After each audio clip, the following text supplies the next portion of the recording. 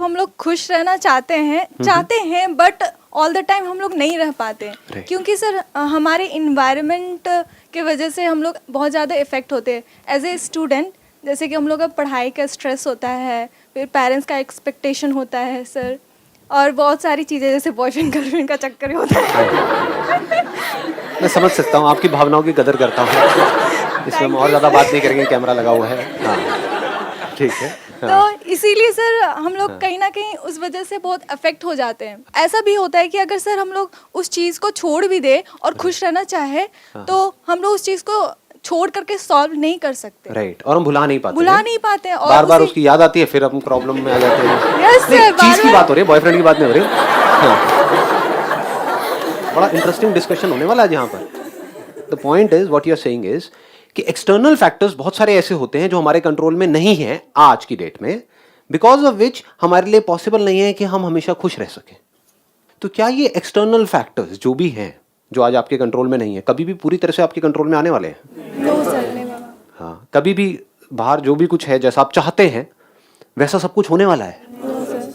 नहीं होने वाला। तो फिर हम खुश कैसे रहेंगे? ऐसी सिचुएशंस आती हैं, मतलब अब आप सुबह उठे, सोचा कि मैं खुश रहूंगा, अपने फेस पे स्माइल रखूंगा, तो फिर आगे गए, कुछ ऐसी सिचुएशन आ गई, कुछ मैनेजर ने ऐसा बोल दिया है कुछ, तो फिर आप मतलब उस बात को फिर सोचते रहोगे पूरा दिन उसी बात को। कुछ ऐसी प्रॉब्लम हो गई, सोचते रहोगे तो आप दुखी होते रहोगे, तो मतलब वो पॉसिबल हो ही नहीं पाता ना। मतलब आप खुश कब तक रह सकते हो? कोई ना कोई ऐसी सिचुएशन आपको जरूर मिलेगी जिसमें आपको दुखी होना पड़ेगा। हाँ, प्लीज हैव अ सीट। मतलब what they are saying is, दोनों एक ही बात कह रहे हैं, थोड़ा अलग अलग तरीके से कह रहे हैं कि एक्सटर्नली बहुत सारी ऐसी सिचुएशंस होती हैं जो हमें पसंद नहीं होती हैं, जो आउट ऑफ कंट्रोल होती है। बहुत सारे ऐसे सर्कमस्टांसेस होते हैं, कुछ ना कुछ बाहर ऐसा हो रहा होता है जो ठीक नहीं होता है, जो वैसा नहीं होता है जैसा हम चाहते हैं। और अगर सब कुछ ठीक हो रहा है, मतलब लाखों करोड़ों चीजें आपकी लाइफ में ठीक हो रही है, लेकिन एक चीज ठीक नहीं है, बाकी सब कुछ ठीक है, तो क्या होगा? खुशी की धज्जियां उड़ गई। अगर आपकी खुशी लिंक्ड है एक्सटर्नल सिचुएशंस से, that could even be pleasures, जो हमको सेंसेस के थ्रू प्लेजर्स मिलते हैं जिसको हम खुशी समझते हैं, उस पर भी अगर आप डिपेंड हो गए तो खुश रह सकते हो हमेशा? Can you B happy all the time? You can be happy for a few seconds.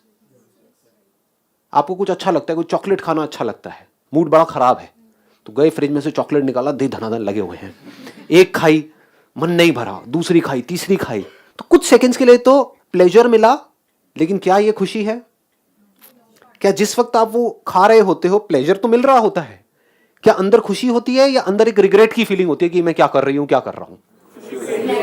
So we can't be happy through pleasures. इसमें सारे प्लेजर्स आ गए, जो भी प्लेजर्स जहां तक भी आप सोच सकते हो वो सारे प्लेजर्स आ गए। तो अगर हम प्लेजर्स में अपनी खुशी ढूंढ रहे हैं तो लत लग जाएगी।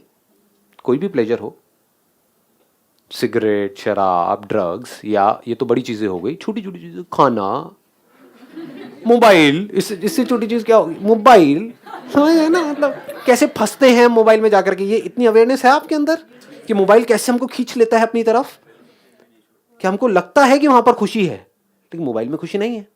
फेसबुक में आपको लाइक्स मिलते हैं, वहां पर खुशी है क्या?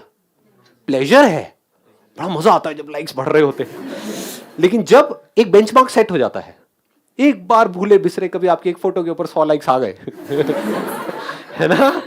अब अगर अगली बार 99 भी हुए तो दुखी हो रहे हो। समझ गए ना कितना बेवकूफों वाला तरीका है ये जीने का? और कहां ढूंढते हैं हम अपनी खुशी? फीलिंग्स में ढूंढते हैं या नहीं ढूंढते हैं? मूड अच्छा रहना चाहिए। मूड कभी अच्छा रहता है क्या? फीलिंग एक जैसी रहती है क्या? कोई भी फीलिंग को आप मेंटेन कर सकते हो? तो ये मैं इसलिए यहां पर टच कर रहा हूं बिकॉज पहले हमको ये समझना होगा कि इस प्लेजर हैप्पीनेस, इस फीलिंग हैप्पीनेस, अगर हमको ये नहीं समझ आया तो ये तो सवाल ही बेकार हो जाता है कि how to be happy all the time. क्योंकि अगर हम प्लेजर्स को हैप्पीनेस समझ रहे हैं, फीलिंग्स को हैप्पीनेस समझ रहे हैं, मूड को हैप्पीनेस समझ रहे हैं, किसी एक थॉट को पकड़ करके रखा हुआ है कि थॉट बना रहे बस किसी तरीके से, हंसी आ नहीं रही है लेकिन कहीं पढ़ लिया है कि smile and you will feel happy, और जबरदस्ती हंस रहे हैं, अंदर से वॉट लगी हुई है, समझ गए ना? हाँ लेकिन बाहर से हंस रहे हैं। तो इस स्माइलिंग हैप्पीनेस, इस लाफ्टर हैप्पीनेस, बहुत लोग हैं जो बहुत हंसते हैं लेकिन अकेले में डिप्रेशन की गोलियां खा रहे होते हैं। तो जिस हैप्पीनेस की मैं बात कर रहा हूं, that has got nothing to do with showing that you are happy, बाहर से दिखाना, खिलखिलाना।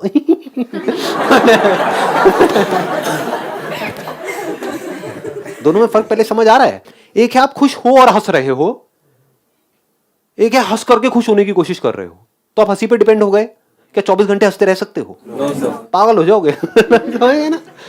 तो दोनों में फर्क समझ आया? नहीं आया? नहीं आया ना? एक मिनट, मैं इसको और थोड़ा सिंप्लीफाई करता हूं, एग्जांपल्स देता हूं जिससे आप रिलेट कर सको। एक है आप खुश होने के लिए गुनगुना रहे हो, एक है आप खुश हो और अंदर से कुछ निकल रहा है, उल्लुल्ले उल्लुल्ले।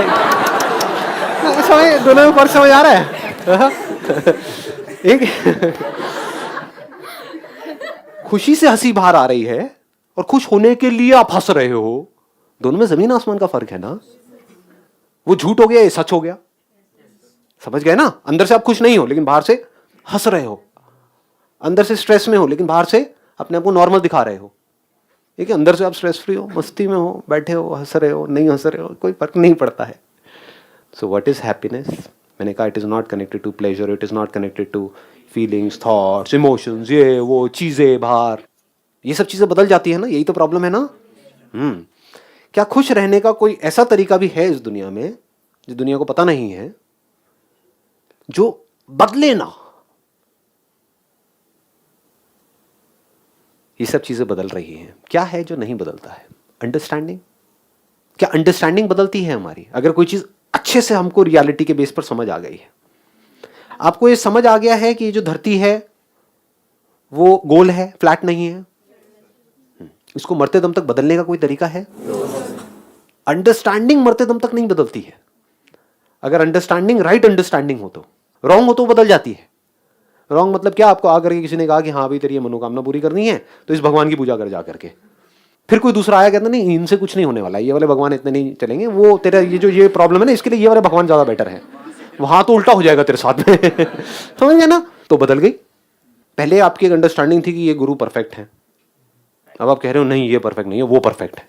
क्यों बदल गई? फैक्ट पे बेस नहीं थी। It is not a fact कि वो परफेक्ट है या वो बहुत बढ़िया है, ये और कहीं से सुन लिया कर लिया ये वो जा करके बस। समझ आ गया? तो फैक्ट्स के बेस पे जो अंडरस्टैंडिंग होती है वो नहीं बदलती है।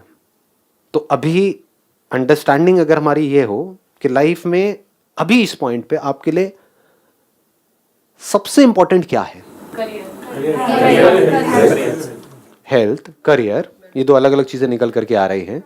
उससे भी पहले कुछ, हेल्थ को भी हटाओ, करियर को भी हटाओ, अभी कुछ ऐसा हो रहा है, कुछ ऐसा है जो बहुत इंपॉर्टेंट है, जो अगर ना हो तो सब बेकार है।